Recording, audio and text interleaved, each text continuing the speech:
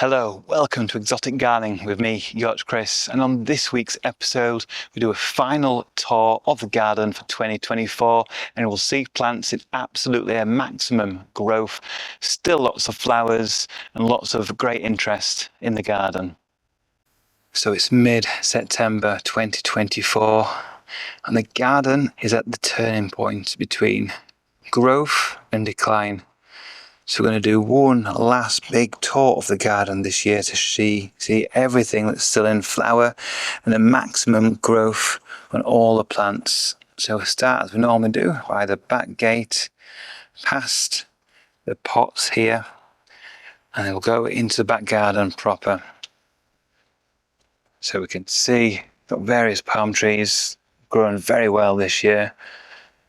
Got the Butia aerospatha. Got the Trachycarpus nova up there. Pseudopanax, which is very, very tall now against the blue sky. Crinodendron tree, which is flowering once more, albeit not like it normally does in spring. It's sporadic flowering throughout the year, the main flush in spring. And then down here we have the Persicaria purple fancy, past its best at this time of year, but there's lots of plants still looking very, very good indeed. So we'll have a look at those as we do a full tour around the back garden. The Trachycarpus princeps have done fantastically well this year. Look at the white underside of those leaves, looking absolutely beautiful in the sunlight. We have the Plectranthus here, which is grown very tall. It's about 1.6 meters tall, something like that. Big furry leaves, wonderful plant that's grown all this growth, put on all this growth from a relatively small cutting planted out in late spring. But let's look at some of the flowers and some of the amazing growth we have in the main part of the garden. So we've got the dahlias still doing their thing. We've also got underneath the dahlias, we've got the Coleus or Celastomium. This one's henna, nice red and peachy coloration on the leaves there. And we've got the zinnias behind, and we'll see more zinnias in full bloom as we go around the corner. So I've not really been out in the garden much this month really, because the weather's not been fantastic. It was very dry July and August, extremely dry August, although it wasn't very hot. And then we've had a decent amount of rain in September. So that has meant things have had a late surge of growth, including these cannas. As you remember from last time, they weren't so tall. Now these Canna musifolia are pretty tall, and the ones at the back are over 2 meters tall now. So fantastic growth on those. We've got all the Trachycarpus palms planted out, and we'll do a full video tour of those later in the season, comparing their growth as we've done for the last 8 or 9 years. We've got lots of bees, lots of honeybees are on the flowers down here, on the dahlias, but especially on the impatiens down here as well. Lots of honeybees. So let's go through the garden. And we've got the palms, got the blue bamboo here, looking very nice still. Beautiful blue canes there, all the way up. Some nice impressive growth on here. And then we'll go further down through what has grown up to be a proper jungle in this part. As you can see, the monstera, the tree ferns on the left, the gingers. I'll just push through this foliage here, and then we'll have the view, which is hard to get through, of all the gingers. So these are Hedychium forestii. They're in full bloom at the moment. Lots of beautiful white flowers all over the plant now. And they are absolutely enormous. So as I hold this camera, this is 2 meters tall, so they're well above 2 meters to the top of the flowers up there.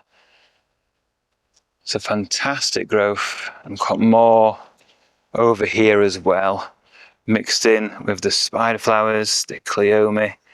This one is a self-seeder from last year, and then further back we've got ones we planted out especially in this part of the garden. We can see how much growth, even since the last proper summer tour which we did in August, you can see how much these plants have really put on lots of growth.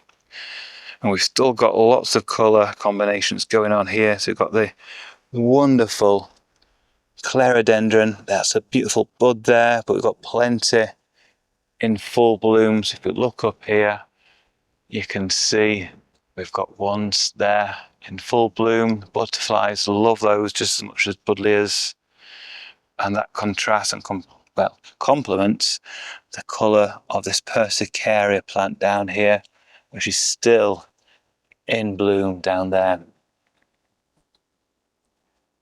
So we've got lots of colour, lots of growth, and then I'm going to try to push through this part of the garden. I've got some nice pink chinas, again more pinky purple on these plants, but we'll go through here and we'll sort of fight through the foliage, which is pretty wet as well, so I'll just duck through here and then we'll come out and I'll spin round and show you the other plants that are doing well here. So we've looked at the cleome there, we've got more just in front of us looking very, very nice indeed. We've also got the ricinus, which is flowering and setting seed under there. And we've got the giant tree dahlia, which is growing up here as well. Again, well over 2 meters. That's put on some decent growth since we last saw it. And then looking back, we can see all the foliage in this part of the garden. I'll do a full 360 so you can see everything. You can see how this part of the garden's developed over the last few weeks and definitely over the last year. Everything just comes alive, grows through spring, summer, and then in autumn it's pretty much at its best. So you're seeing the maximum growth of these plants at this time of year. Here we've got the Amecia still looking fantastic. Again, that is well over 2.5, approaching 3 meters tall. So much foliage on here. It flowered a bit earlier in the season, about a month or so ago. So we haven't got any flowers on it at the moment, but it still looks fantastic as a shrubby, tropical looking plant. Now we'll come round here. You can hardly see the jungle hut because it's covered in front of it by all this foliage, and the main plant you can see there is another plant, Tranthus barbatus, toilet paper plant. That has put on so much growth. Look at that, it's here, and then it's over there as well. Got a beautiful orange canna in bloom, and got the Schefflera behind it, which has put on absolutely loads of growth this year. Multiple stems, very vigorous, very, very hardy. Looks fantastic in a jungle style garden with the grasses behind it and in the far distance the eucalyptus trees, which we'll see when we get to the bottom of the garden. If we come closer to the ground now, we can also see some other plants that have been sort of swamped.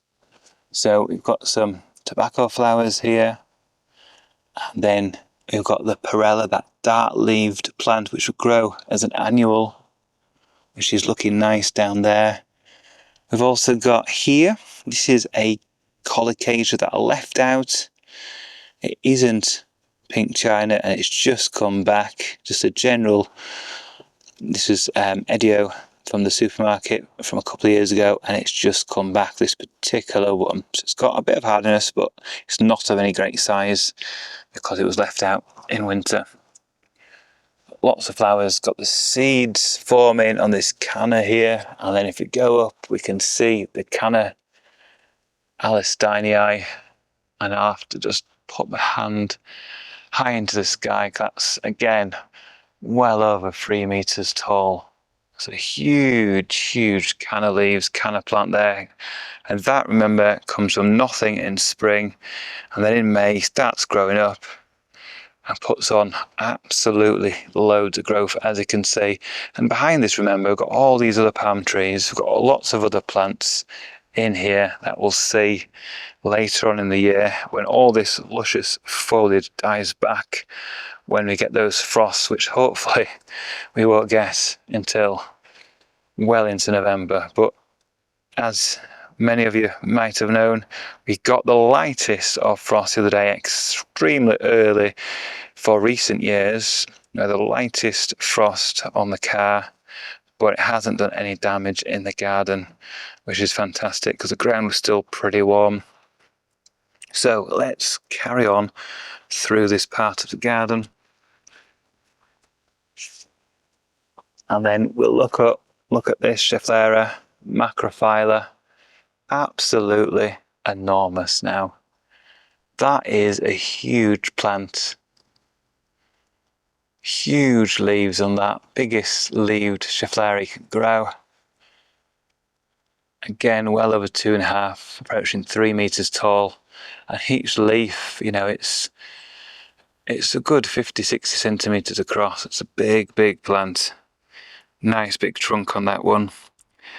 And I think we'll just turn to our left, and we can see we've still got some innulas in flower down there, as well as all the background foliage plants, the fatsias that have grown really well. But then if we come down to ground level, we have some begonias, and you're probably thinking, well, yeah, they're nice bedding plants, but these begonias were left out all winter, not protected whatsoever, and they've come back and flowered fantastically well in this very shady part of the garden. It's very shady because it's got all the ginger plants and everything else above them. As you can see there, very vigorous ginger stems there. So they've done really well just to flower pretty much ground level down here. And it's a bonus they've come back from last year's corms. It's fantastic to see. And there's that maiden's blush there as well that came through winter. So let's go back up to head height, past all these wonderful plants. Got some more cannas down here, nice dark leaved one here. Some irisine. We've not really talked about the irisine, but the irisine's doing really well, and it's time to take cuttings of these if you want to get these to go through winter, because they are tender. So let's have a look. That's a close look at that Schefflera.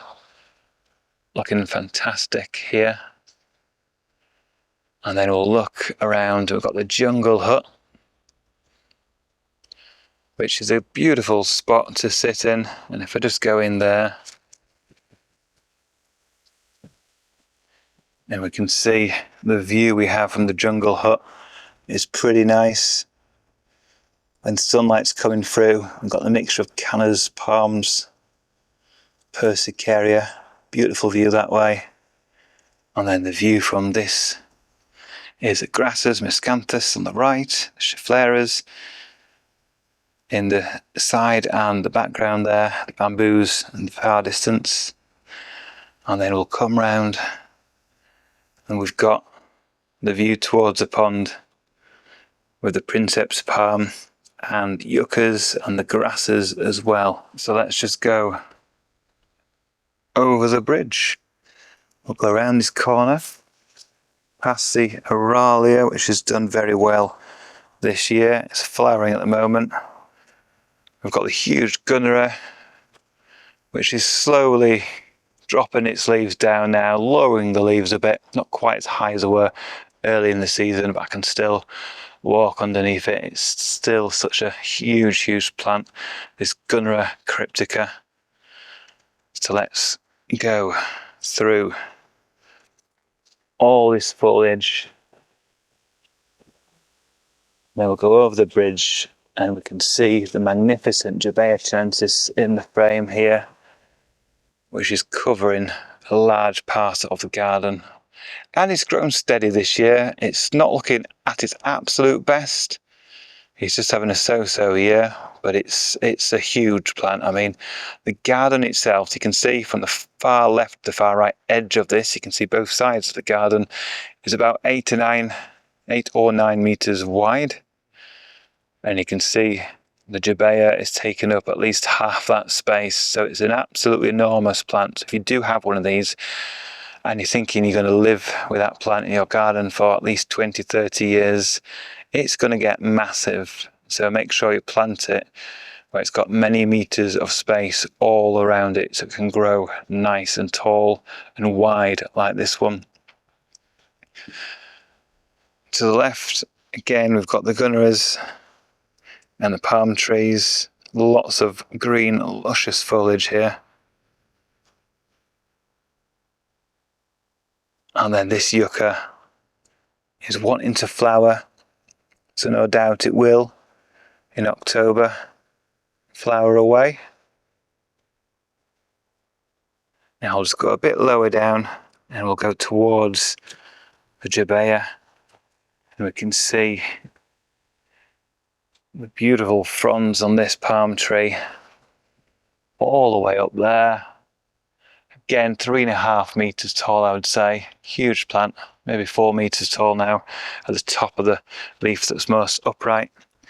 We've got a couple of nice nephophias that have been flowering for a month or so, which are down here and over here as well.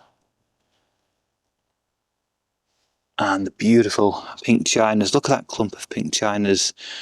Totally hardy in my garden.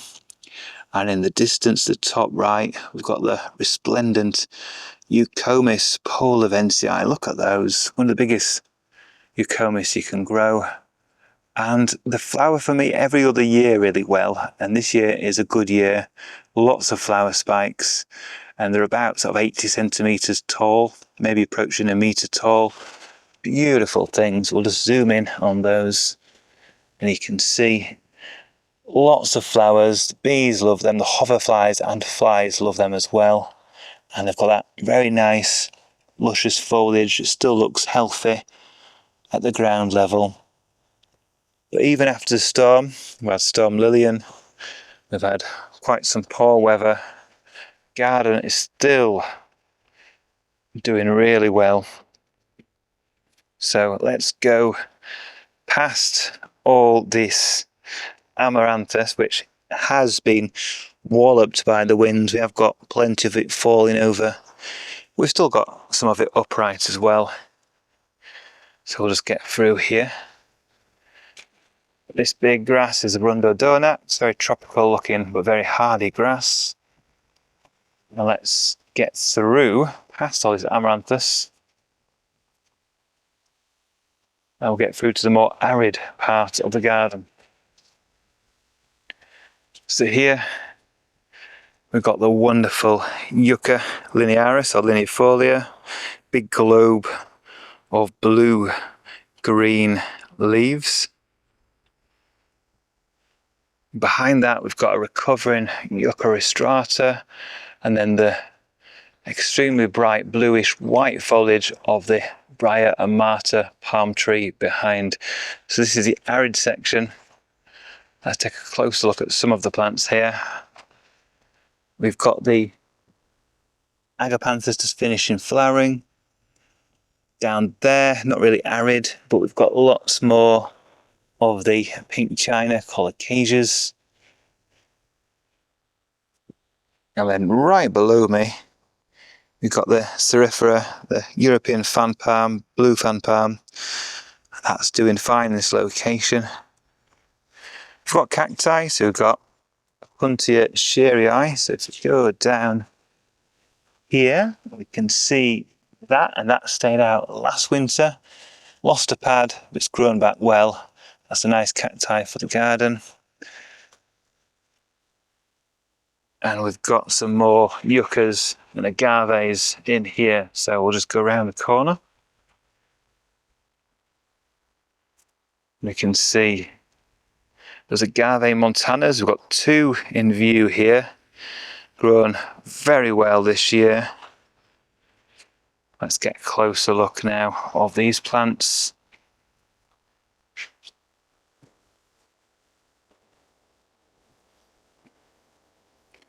So there we have the Montana, bottom left, and then Americana here, which has got through the winters, getting to quite a large plant. It's been pupping as well underneath.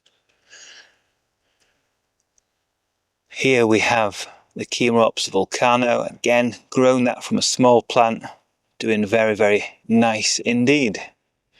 But I think the main plant, most standout plant here is definitely Spiraea amata. And in this autumn sunlight, it's looking pretty exquisite. Steely blue foliage, very large leaves, very stiff leaves. And it's a beautiful palm tree for the garden, providing you can give it the conditions it needs, which is well drained soil and lots of sunlight. So absolutely stonking palm for the garden. Down to -5, no issues. -8, you can spear pull, and -10 is pretty much its limit, and you will get damage at that sort of temperatures. But here it's seen many -7s, and it's been totally fine. So I think we will head back this way, past another little tropical bed here of amaranthus and colocasias.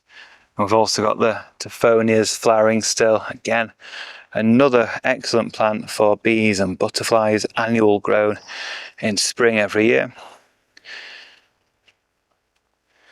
Down here, got some Peticites down there, Procosmia, more sort of easy to grow plants, herbaceous plants down there. But then we move up and we've got the Butia odorata, which has grown very nicely indeed this year. I'll just pan up and you can see how tall that plant is. That's again over 3 meters tall, taking up a lot of space, but it's a beautiful palm. And this one's been very, very hardy, unlike some other butias, which I found not to be that hardy at all. I've lost a few other types of butias, Cateriensis, the mule palm being 2 of them, but this one has been very hardy. We looked at Eucomis a minute ago. We've got another smaller one here. We've got bicolour, looking very nice. And then I think we'll just go down here, past more cannas. We'll push through this foliage and we'll get to the tree ferns, which I have neglected somewhat this year. I've not watered them. I think I watered them twice this year, but because they're pretty sheltered here, they're still looking good. And this is the area of the garden we're going to develop hopefully over winter and spring. We might be moving these tree ferns and pretty much everything in this part of the garden, so watch that space. Hit the subscribe button below, you'll see all my upcoming videos. Get the notification bell as well so you can see when I post the new videos, and you can follow my journey as I develop this bottom half of the garden. Because if we pan around to our left, you can see we've got pretty much a big open space down here where we've had a wigwam and a play area, and a beautiful view towards the open countryside behind, which we'll just take a look at. So this is behind my garden. It's just open fields as far as I can see there. So winds do come in winter. It's very exposed in this direction, which is pretty much northwest.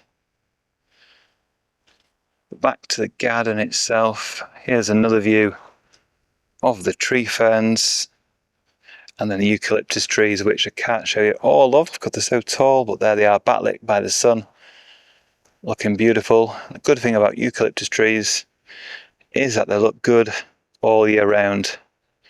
And this is a rather nice view here of the Tetrapanax, which is easily 4 meters tall.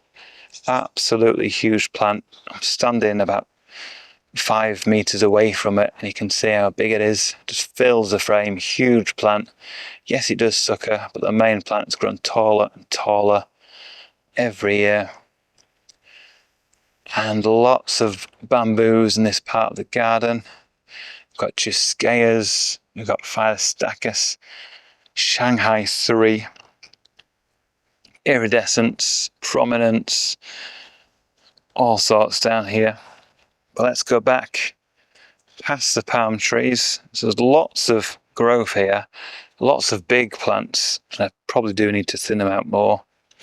We do have some interest at ground level as well. So if we go down here, we can see we've got the bedding plants that have done well all season, Maiden's Blush, begonias and irisine. And then this is my super rare palm tree. This is Trachycarpus orophyllus. Let's have a look at the foliage because it's right up there now. You can see up there how it's going very tall and slender. Got a slender trunk. Beautiful, beautiful palm tree which flowered for the first time this year. Unfortunately, it did turn out to be a male, so I've got no seeds for this one, but it's an absolutely wonderful palm tree. Wouldn't be without it. Not the hardest of things, but it's come through all my winters with minimal damage, so it's pretty much hardy enough here. Here we've got the Philostachys parvifolia, the small-leaved bamboo, but has big canes, culms here. And this, I think, will be moved, divided over winter if we get the energy to do so. Now, another look at the arid part of the garden, again dominated by palm trees. Jabea chilensis to the right there. The Chimerops humilis to the left, pretty tall one here, which is nice to see. People ask if I've got other cacti in the ground. Well, I do. We've got one down here. It's in a bit of shade now, but that's come through winters in the ground, a couple of winters in the ground here. You can grow a cacti in Yorkshire outside. Discellarion there, got the verbenas flowering still, so lots of colour still in the garden. And on a day like this, where it's nice and bright, even though we're into middle of September, the garden is looking absolutely gorgeous. And this is why I grow tropical looking plants, architectural plants that look good all year round, and then the tropical ones that don't really understand about winter, and they carry on blooming, carry on growing, provided we've got a bit of sunlight and some decent temperatures. So there we are, coming round now, back towards Eucomis, passing all these bedding plants and bedded out plants, including the aeoniums down there. We've got the salvias, and everything is doing really, really well. So it's been a good-ish growing year. It's not been terrible. It's not been as great as probably the last 5 or 6 years, but it's still been a good year for plants in the garden, tropical looking, temperate plants. As long as, you know, they've got some sunshine, some moisture, they will carry on growing. So thank you for watching this edition of Exotic Gardening UK. Join me next week where I'll be doing more in the garden.